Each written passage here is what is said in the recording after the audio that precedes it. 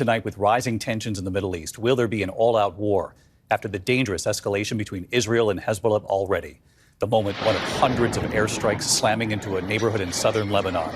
Israel saying they struck 1,300 Hezbollah targets. Officials say nearly 500 are dead tonight. Residents watching as their neighborhoods burn. Israel accusing Hezbollah of storing weapons and missiles in civilian homes. People heeding Israel's warning tonight to move north. You can see the traffic jams there.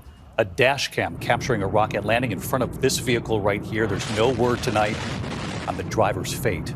Hezbollah, in response, firing more than 250 rockets into northern Israel. Israeli defenses intercepting those rockets. Tonight, the Pentagon now sending additional U.S. troops to the region out of an abundance of caution. ABC's Martha Raddatz in Israel leading us off tonight. Tonight, the Pentagon sending additional military forces to the Middle East out of an abundance of caution to protect Americans at risk, fearing the exchange of missiles between Israel and Hezbollah may descend into all-out war, with Lebanon reeling after the deadliest Israeli airstrikes in that country in nearly 20 years. Israeli fighter jets roaring across a wide swath of Lebanon, aiming at an astonishing 1,300 targets in what they called a proactive offensive operation against Hezbollah, leaving nearly 500 dead and well more than 1,600 injured, according to Lebanese officials. Apocalyptic scenes on the ground. Oh my God! Residents watching in horror, filming as their neighborhoods burn. Hours earlier, Israeli officials sending text messages and radio announcements urging civilians in villages occupied by Hezbollah to leave immediately for their safety. But there was little time before the missiles began to fall. This dashcam video capturing the moment one explodes. Traffic snarling along the main highways, families loading into trucks, hoping to find safety in the capital, Beirut.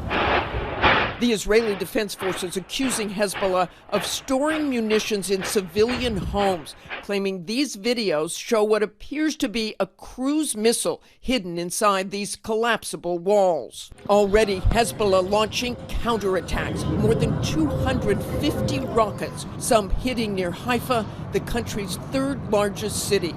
The Israeli cabinet declaring a special situation nationwide.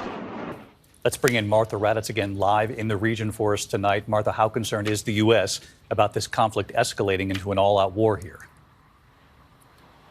Well, David, we already have 40,000 U.S. troops in the region, including a carrier strike group at sea. But there is concern tonight this conflict could spiral out of control, leaving tens of thousands of Americans needing evacuation. And these additional troops could help with that. David? Martha Raddatz leading us off here. Martha, thank you. One more question on this. I want to get right to our chief foreign correspondent, Ian Pannell. He's live in Beirut tonight.